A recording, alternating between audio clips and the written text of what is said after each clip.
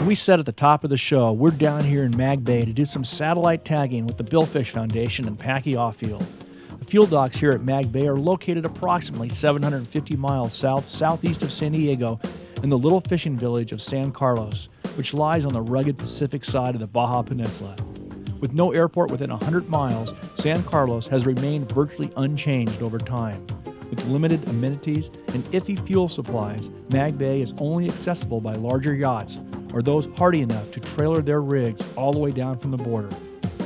However, for the few who have experienced what Mag Bay can be like when the fishing goes off, they know firsthand that the trip is well worth the effort, because when the bite's on, there is no more prolific place on earth to fish striped marlin than right here at Mag Bay. Captain John Talsky brought Packy's boat, the Kelsey Lee, up from Cabo, along with the beautiful El Vaquero, to serve as a mothership for this operation. Tommy Flager's Hanapal will also be joining us in an attempt to place over 40 satellite tags in striped marlin. This is one of the most comprehensive studies on post-tagging survival rates in marlin that has ever been undertaken. We'd like to acknowledge the efforts of Packy Offield and the Billfish Foundation for helping to make this program possible. Through his generous efforts and those of Tom Flager and the captains and crews, along with the volunteers who have all worked so long and hard to make this happen, all of us owe the Billfish Foundation and Pier a big thank you for leading the way and helping to save the billfish populations of the world.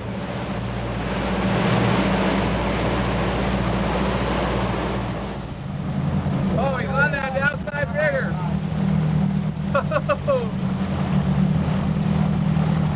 Oh, he's on that jig. He's liking it.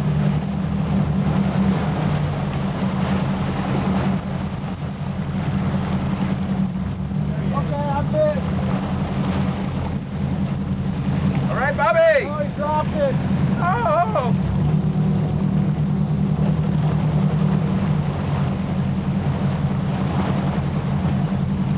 There he's back. Okay, this is just swimming at the boat here. I can't feel my bait. Must be following me. Another bait up. I'm trying. Oh, he knocked my bait off. There's another one right behind the boat. You on, Bobby? I might be dropped. The clicker's on, Liger. Oh, right there, right in the stern of the boat. I'm on. It's a free swimmer right there. Go, baby. Woo! Way to go, Bob. Oh, splash at it. Yeah.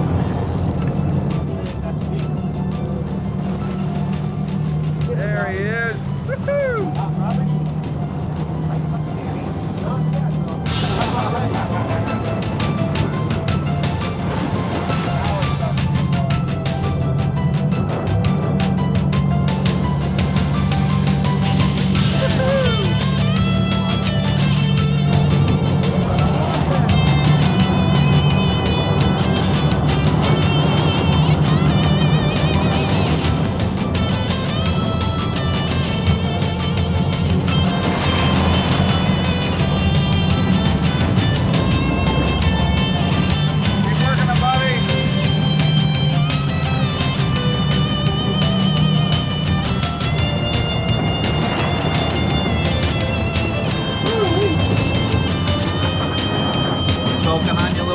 Yeah, he went down a little deep here, but he's still pulling hard. He's just down there dogging.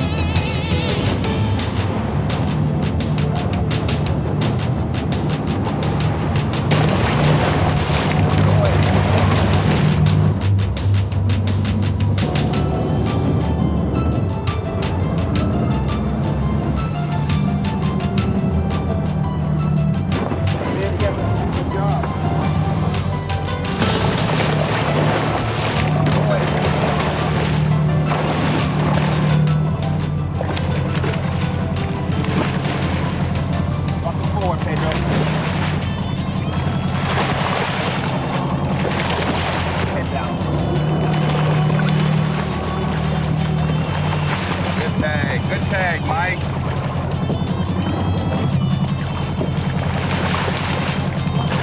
Stomach is out.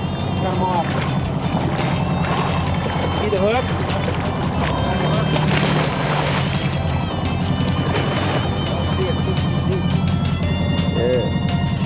Way to go. Woo.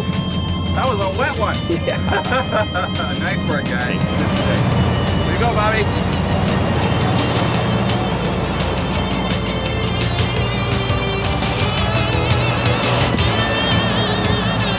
That's what you call a bait ball, isn't it?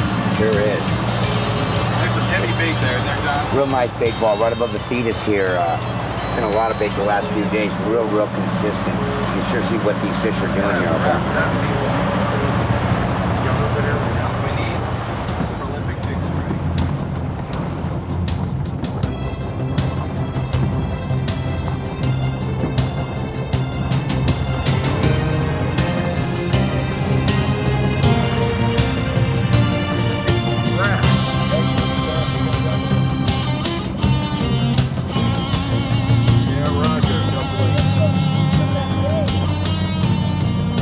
Do we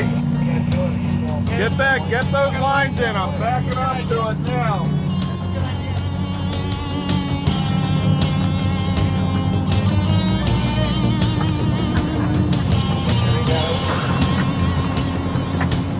No, I didn't get any of that. Can you hear me okay? Yeah, 55. Are you still fishing, over? Yeah, we are. We've just come across a huge tuna boil with a bunch of bait in it. We're trying to get these lines in, and we're going to try to scoop some of this bait, okay? Bottle mixed in there, over? They're not even touching the water. They're on top of each other. Oh my God, scoop them!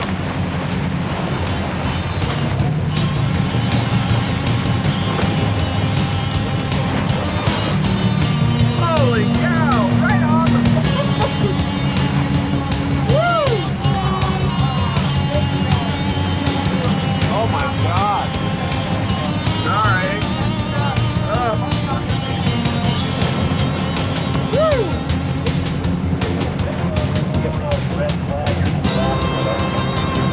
Look at that wall.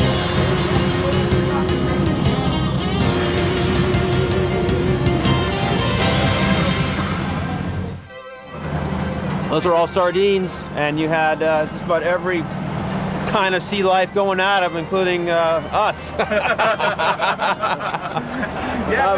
Packy did a kind of a nice job on a couple of them, huh? Yeah, well, I'm sure didn't mean to do that to them, but we got ourselves some nice sardines. Now you saw some finback in there, you saw porpoise, bird, everything was Tuna. munching them. Yep, everything, and just getting packed in with tighter and tighter ball until there was no water left, and they're trying to walk on water. That was pretty cool. That was amazing. Spectacular.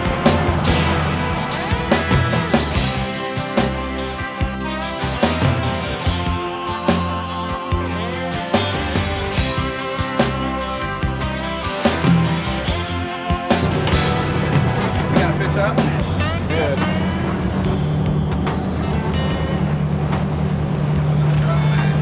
He's right there, Bobby. Take this. Look at that Marlin right there. Right on there.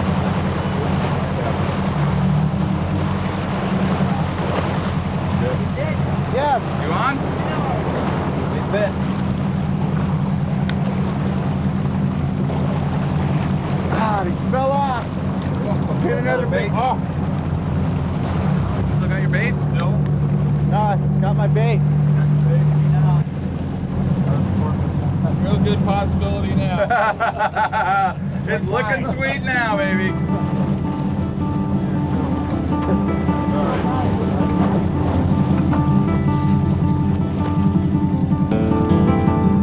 Fishing's been pretty much spectacular all here, hasn't it? Boy, I sure say so. Stubborn, huh, Pack? Absolutely. Yeah, he'll get up here. Gotta be patient. Right. Well, yeah, plus they just get their head down, and with 30-pound tests, there's only so much that you can do. We're working with a Trinidad reel. Yeah, what is the gear we're fishing with? Now we have a Trinidad from Shimano, and then Andy Line donated a bunch of 30-pound mono, which we're using. The rod is a 700 series from Offield Center, the hooks are all been donated from Eagle Claw. They're a J hook and a circle hook, about 8.0 and 9.0 in size. And we were able to get these donations all through Angler Center, through Dean Plant at Angler Center in Newport. Appreciate the help. Yeah, absolutely. Couldn't have done it without them.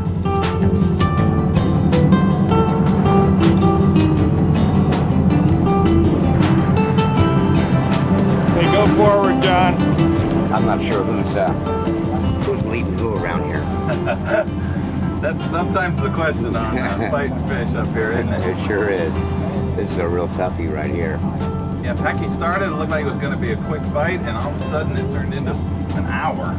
This guy's just mad, just sulking under the boats. We're Now, what are playing you him trying up. to do, John, when you're really manipulating the boat?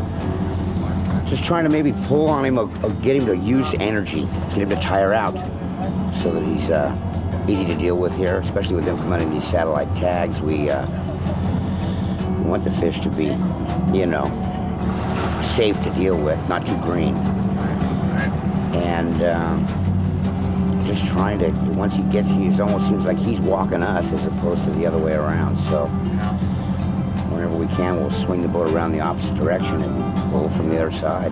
You're trying to help the angler as much as possible, which is obviously working Packy very heavily at this point, isn't it? Yes, it is. Yes, it is. Almost this case, we sacrifice the angler for the sake of tiring out the fish. Right. This fish just won't come to the surface where we can back down on him. So it's tough on the angler, but we got to be tough on him. Just wants to dog me right underneath the boat. Yeah, as soon as he gets comfortable in one spot and starts to sulk underneath the boat, we've got to spin him around the other way and try to pull on him. So this particular fish is pretty tough. It's a technique that generally works pretty well, but this guy either has played this game before or just does not want to do this with us. What we're trying to do is see how these marlin fare after they're released from sport fishing. You know, if they survive, if they're vigorous. And not only that, in particular, we want to look at the effects of using circle hooks versus the effects of using the standard J hook. And I have a couple here in my hand that we've used that Eagle Claw has donated, and you can see the difference in the curve. And we've all heard about the the benefits of using a circle hook, but there's very little scientific and statistical data to support that circle hooks are actually better. So we're using these hooks and recording the hookup ratio. Not only that, we're also using a very sophisticated tag that will be able to determine how the fish fared after we released it. This is a satellite tracking device that we put into the fish, and you'll see on this end it has a real sharp point which we put into the just kind of barb that holds it into the fish.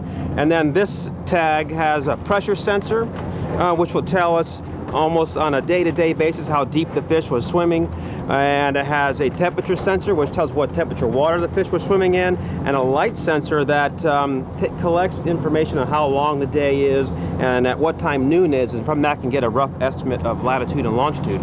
So these tags can stay on for up to a year, recording all this information every day, and then they release. There's a little metal pin right here. That metal pin erodes at a time that we program this tag to erode by putting a little electrical current on that metal pin, and just by electrolysis it dissolves. This tag releases from the fish, floats to the surface, and then transmits through this antenna to an Argo satellite, and we get all that information back at our desk in the office. Hey, Mike.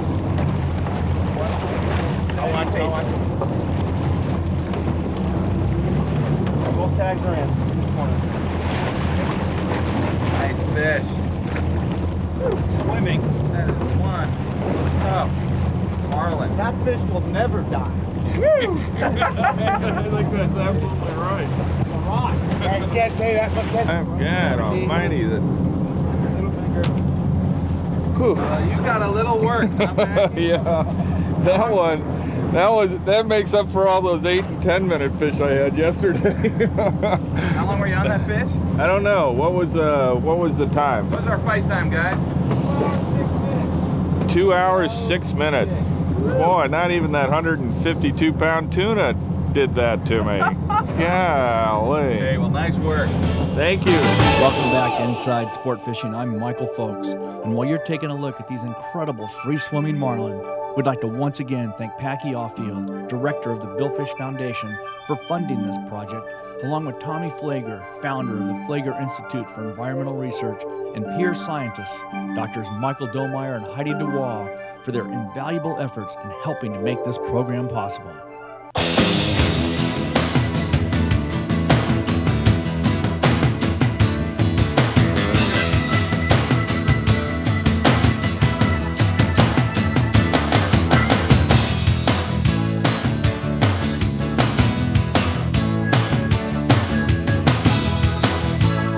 That's all the time we have for now, but plan on joining us next time as we continue our coverage from Mag Bay with Dr. Michael Domeyer of the Flager Institute for Environmental Research and Packy Ofield, director of the Billfish Foundation.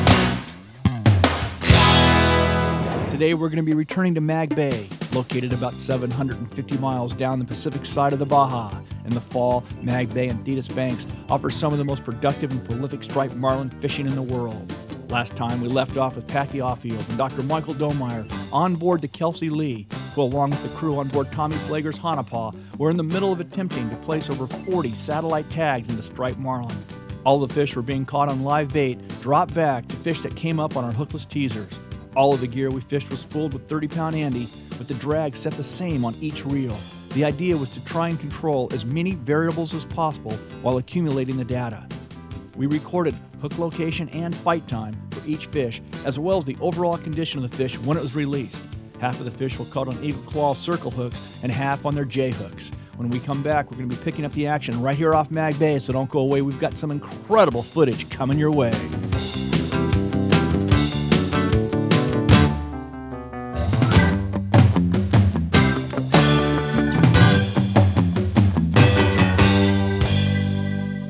Welcome back to Inside Sport Fishing. I'm Michael Folks, and let's pick up the action right where we left off last time, working the Thetis Bank just north of Mag Bay on board Packy Offield's Kelsey Lee in an attempt to place 40 satellite tags into striped marlin that are being caught on both circle and J hooks to help determine the survival rate of these sport-caught fish after their release. Scientists Michael Domeyer and Heidi DeWaal of PEER are carrying out this study using an exciting new tool, the pop-up satellite tag.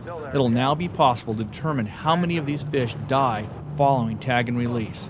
There has been a fair amount of controversy about post-release mortality of billfish from both recreational and commercial fishing vessels, and these tags are going to provide a tremendous amount of data for the scientists. Still have that guy up? There he is, right at the boat, right to the teaser. Right on the teaser.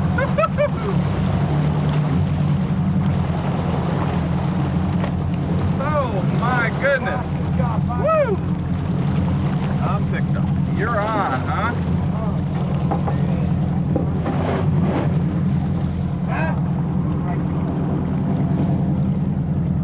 We gotta pick up.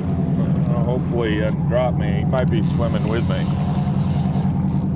There's a solid one on a J hook. Right on, Packy. Way to go, buddy. Woo!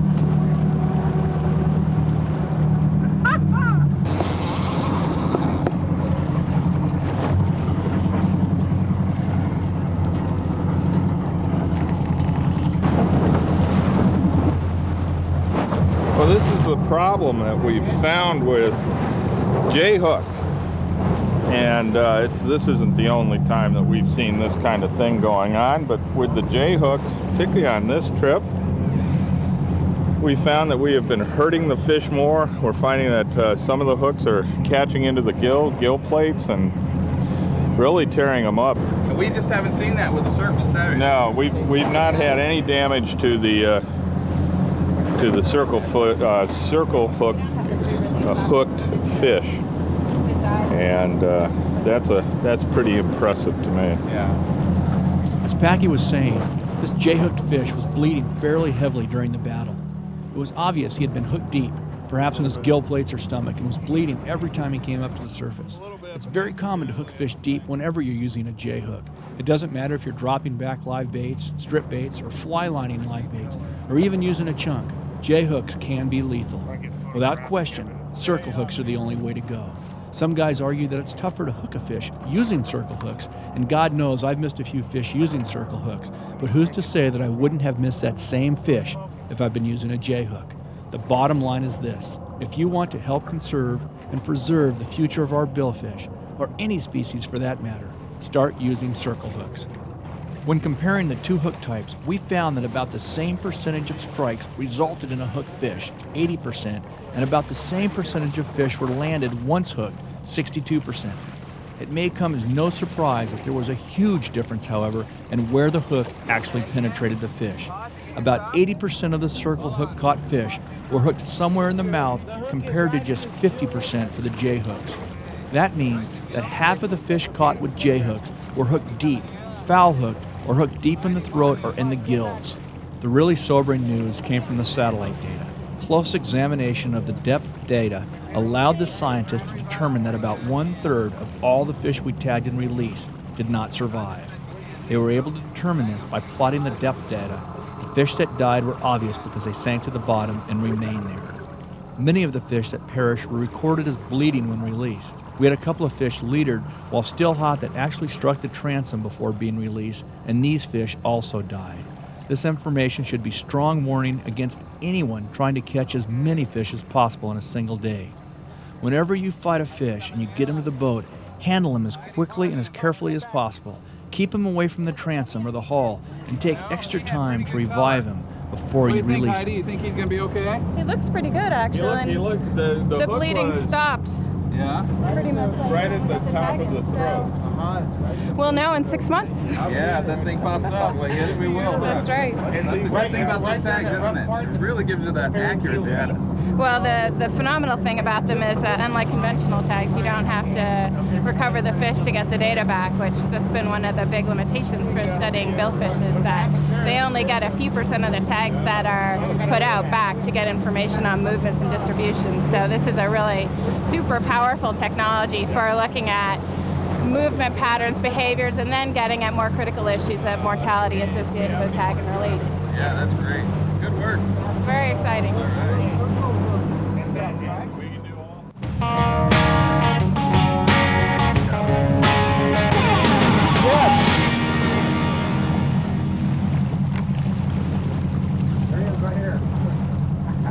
Multiple. He's broke up. Get to the base. Bait him up again. He's right on this other jig. Go get him, Packy. One of the main objectives of the study was to try and mimic average fishing conditions on each fish, while at the same time controlling as many variables as possible. All of the fish were caught by dropping back live bait to fish that had come up on our hookless teasers. All the rods and reels were matched and spooled with 30-pound string, and the drags were all set the same on each reel. As we said earlier, half of the fish were caught on 9/0 L 2004 G Eagle Claw circle hooks, and half of the fish were caught on 8/0 L 317 MGG Eagle Claw J hooks. There was no difference in the effectiveness of the hookup rates, but 50% of the J hooks were deep or in the gills. Packy's got bait again. The thing that makes a circle hook so effective is that if the fish swallows the bait, the curved tip of the hook prevents it from catching in the stomach or throat or in the gills, and for the most part, it hooks the fish in the corner of the jaw or somewhere in the mouth. Oh, Tom, pick it up. Pick it up. Did he slash at you? Is that another one that's back? Yeah. Is he on you? Yeah. Woo. Is that sweet or what? Yeah. Just let him run.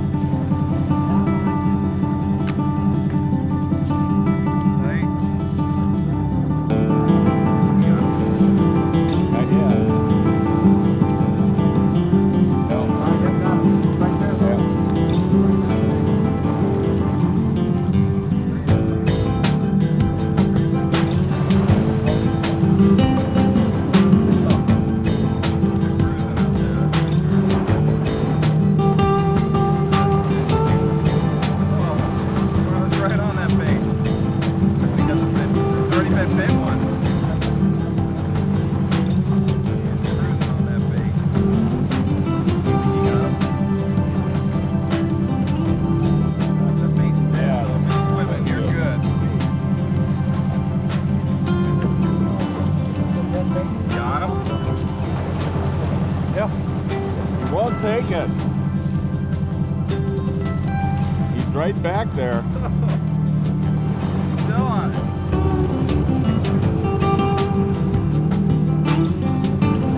There he is. There he is. Right on it.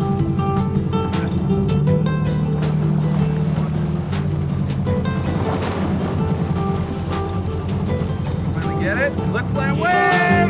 God, finally. How many times? Said That was 3 at least. Fish. God. Sweet. That was sweet, wasn't it? Oh boy, I tell you. I'm not sure he was going to ever compete on that thing.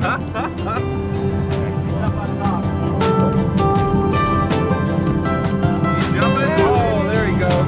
Oh, baby. Woo! Let him go. Whoa, that is one hot fish. Woo! Woo! Go back the other way. Holy cow!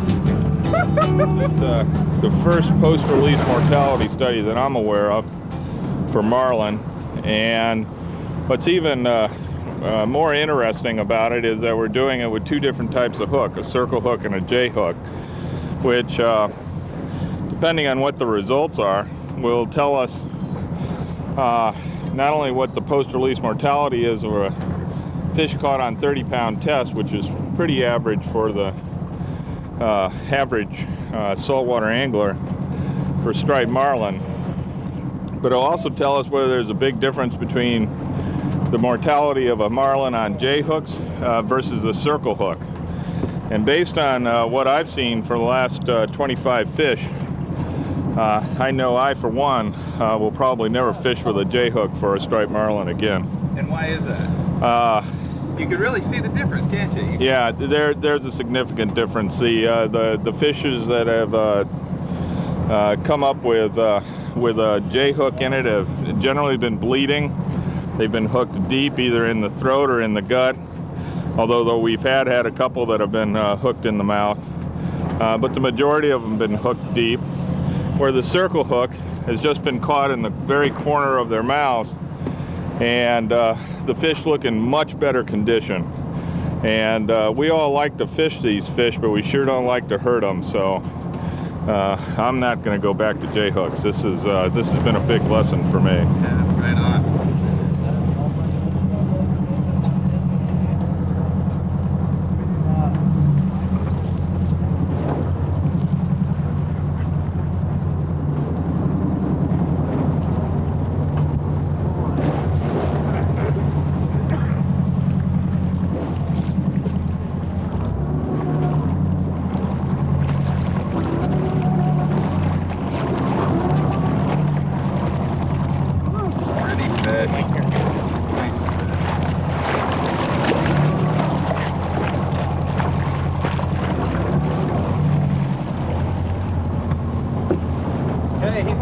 He's got a belt. Where are the tags? Okay, we need are we cutting it?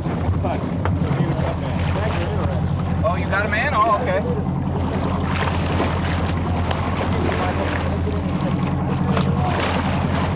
Nice fish. Ready. Good to go. Let him go. See him now. Woo! Very nice.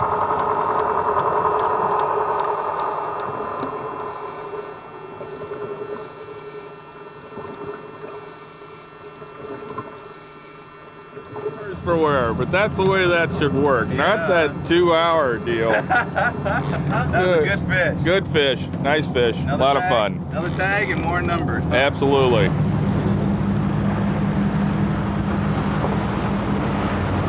Well, it's important for a number of reasons, and there are really 3 components to the study.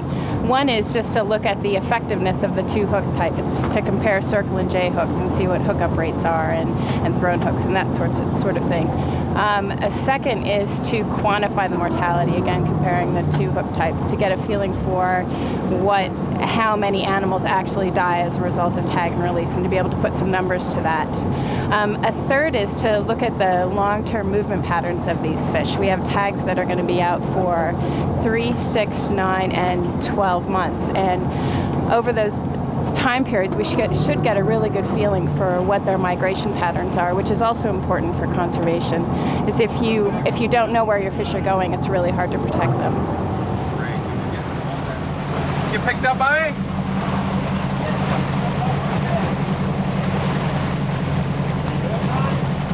Here it comes, here it comes. Stay out there.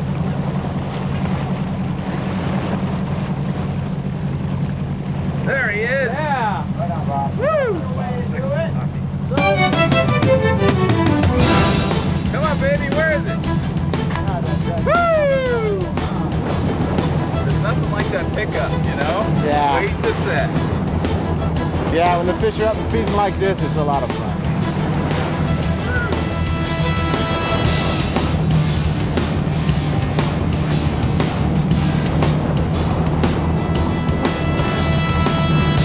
Well lit up though.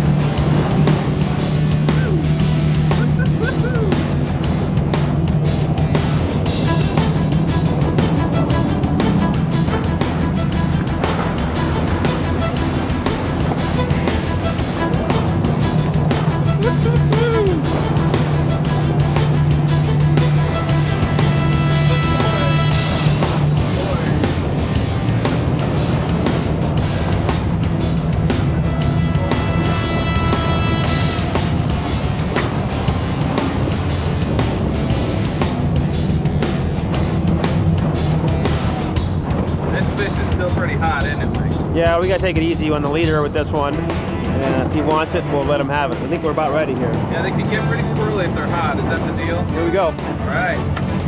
Go.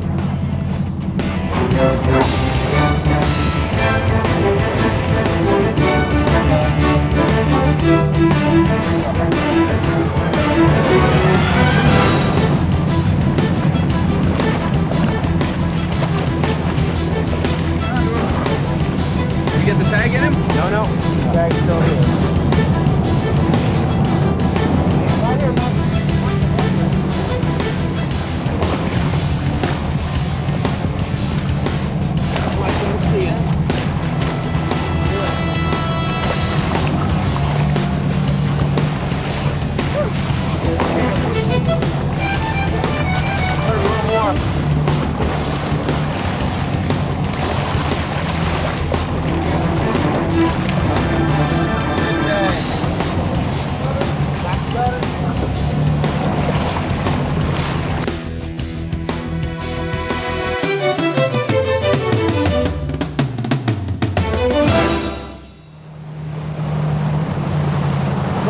Rod, Posh, pick your tip up, Posh.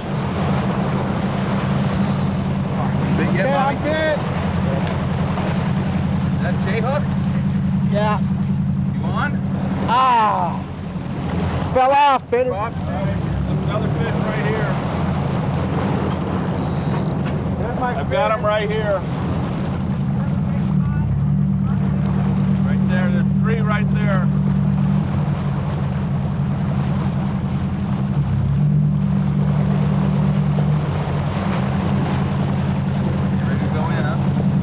Let him go. All right, Bobby, go, man. Drop back in, Bobby. Drop back. Did he just drop it? Is that what happened? No, that broke off somehow. We had a break there. Fish in the water.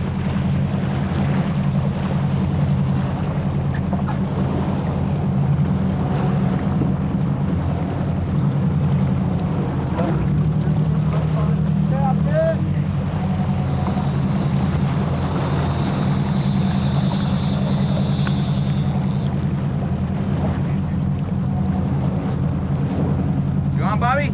Yeah.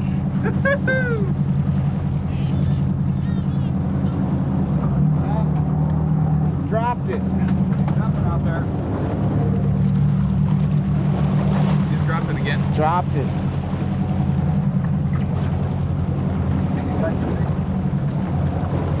Still got a bait on? Yeah, I'm bit again. Picked up again. Picked up again. Cool.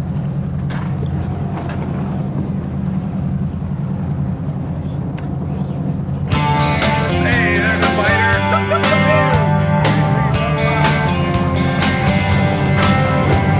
Woo!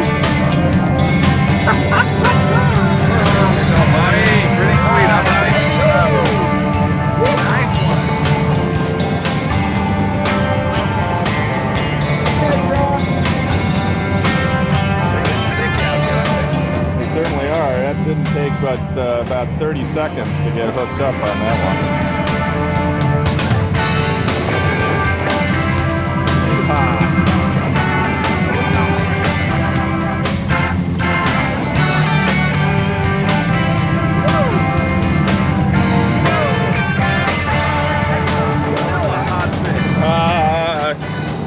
Reasonably close. It's probably maybe 100 feet or so off.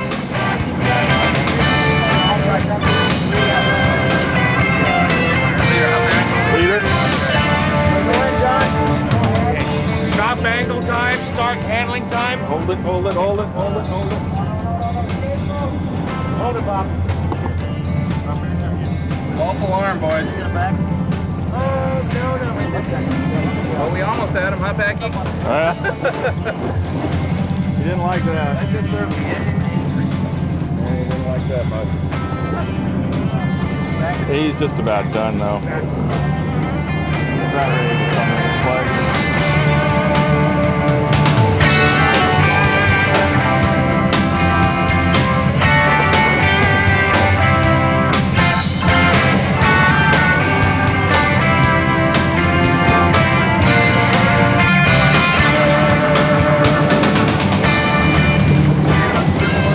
Well, he's probably pretty comfortable because with these circle hooks we're finding they're catching right in the corner of the mouth. And it doesn't hurt the fish at all. And probably pretty comfortable right now.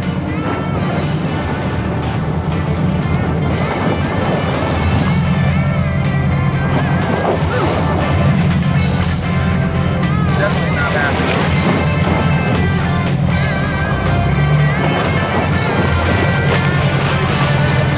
Whoa, whoa, whoa!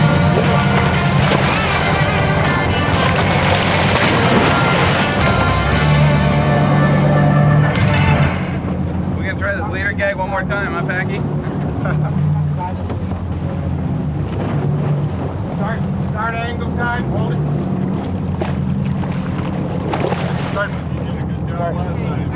Start it. Is Pedro. Pedro's got him.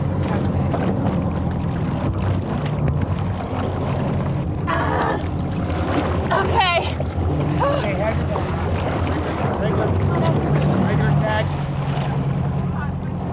Okay. Let me look. Okay, no visible damage, no line damage.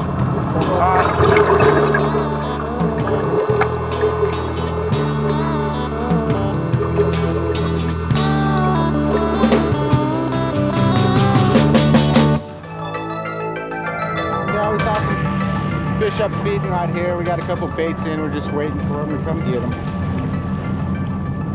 Slow troll them around this little, probably some bait just under the surface here. The slow trolling's been pretty effective along with the bait and switch deal, huh? Yeah. Now, talk to me about that bait and switch. What are we doing with that? Well, we're bringing the fish up to the boat with a couple of soft head teasers. And as soon as we get a fish on the teaser, we'll stop the boat, drop a couple baits back, the fish swim right over and usually pick them right up. Haven't had any trouble with that at all. These fish are real hot. A huge volume of marlin out here. A lot of fish here. Pretty amazing. Probably some of the best marlin fishing in the world right here for striped marlin. Let's see if there's another one under there. Sometimes, most of the time there has been.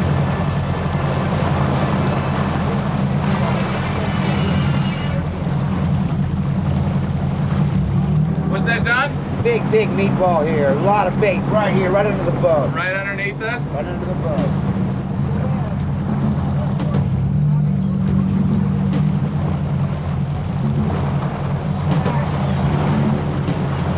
Whoa! Right there! Is that on you, Bobby?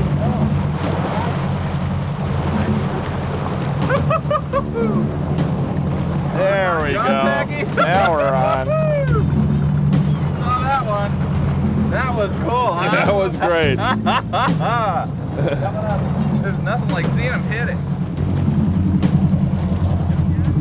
Fishing's been pretty much spectacular all out here, isn't it? Boy, I sure say so. Big volume, big concentration of bait, big concentration of marlin. A lot of birds around and They seem to be pretty aggressive, although they were a little slower this morning. But that may all have changed with the tide. Yesterday they were aggressive.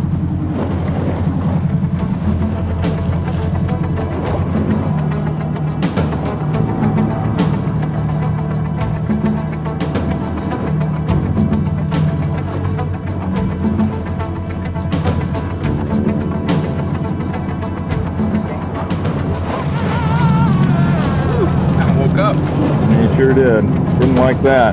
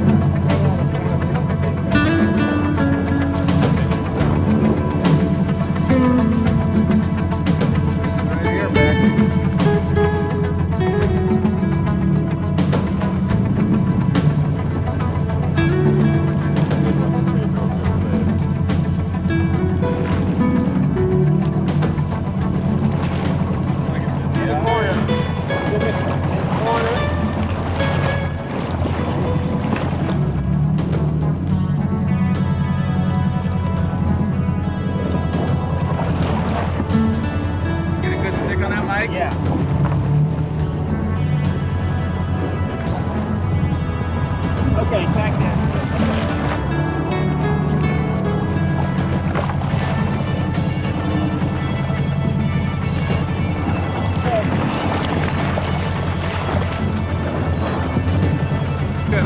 Yeah, I'm always fine. Healthy fish. Hooked right in the corner of the mouth, no damage. 2 tags in. Get another one.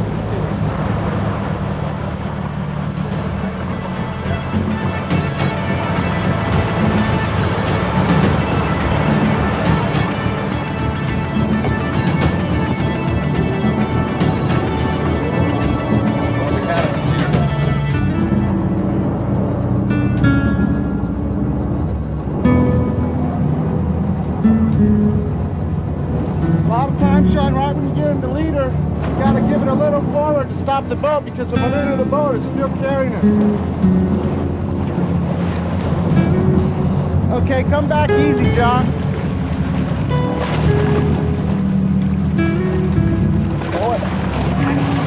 Forward, John. Okay, hold. Come back up.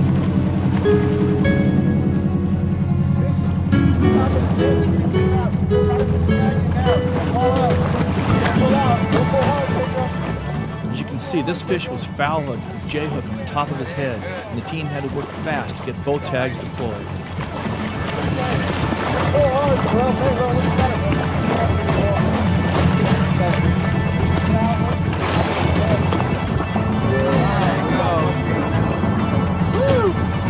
Yeah, how that didn't fall was pretty easy. Good job, Pedro. Nice work. Nice going, everyone. Pedro, we got a break on that fish.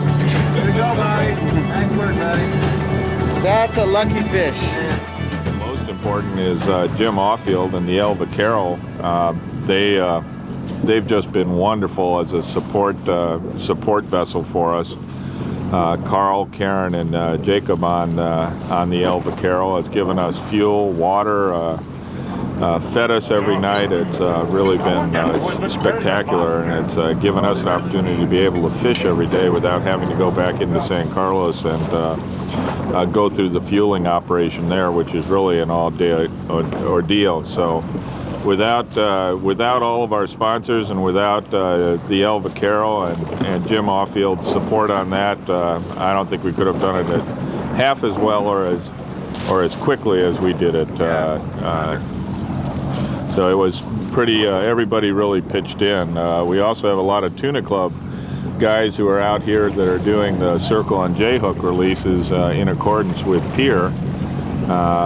Pierre put all this together, Dr. Michael Domeyer, Tom Flager, and the Flager Institute of Environmental Research put this program together, and it's really an exciting study, and I think it's going to give us some results that we'll use forever, and hopefully this will be a good pilot program for other parts of the world to go out and do the same thing and do the same kind of study.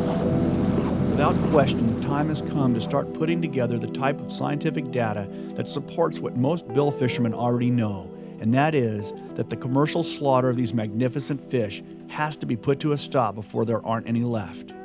The indiscriminate, wholesale destruction of billfish the world over has diminished stocks of all types of marlin and swordfish to the point that if the commercial high seas gill netters and longliners aren't stopped now, there simply won't be any fish left. It's up to each one of us as individuals to do our part to help preserve the future of our fisheries for generations to come. And the only way that's going to happen is if we each realize that we do make a difference. One guy writing the governor or releasing a fish isn't going to make any difference. But if you multiply that by every one of us who loves to fish, then the numbers become so powerful that we can make a difference. It's up to you. Guys like Packy and Tommy and the volunteers out here on this tagging program are devoting their time and contributing millions of dollars out of their own pockets to help provide the research necessary to support these bands. But they can't do it alone. It comes down to each and every one of us. I know the government, with all its red tape and layers upon layers of agencies, departments, and bureaus, the feds, the state, national and international boundaries and limits, it makes us all feel as if there's nothing we can do. The sheer magnitude of it all makes me feel as though no matter what I do, it really won't make any difference. But in this instance, if we work together, we can make a difference. Legislation is underway right now, with both sides being heard, regarding issuing new longlining permits, with the commercial industry spending millions to get what they want. So please, don't just sit there, do something about it. Log on to InsideSportfishing.com. We'll provide you with all the information you'll need to be heard. Take a minute and write or email the individuals that are going to be determining the future of our oceans and fisheries and let them know how you feel. Become a part of the team to ban high seas drift netting and longlining. Stand up and be counted. Your individual efforts could mean the difference between turning over a healthy marine environment to our children or leaving them one void of virtually all sea life as we know it today. In essence, we all share only one ocean, and we have only one chance, so let's get it right. Never in the history of mankind have our oceans faced such an onslaught of unrestricted commercial slaughter. Today's technology allows boats to fish 24 hours a day, 7 days a week, 365 days a year. With mothership operations shuttling catches and fuel back and forth, the walls of death never leave. They just keep killing. It's time to put a stop to all this before it's too late. Working together, we can make a difference.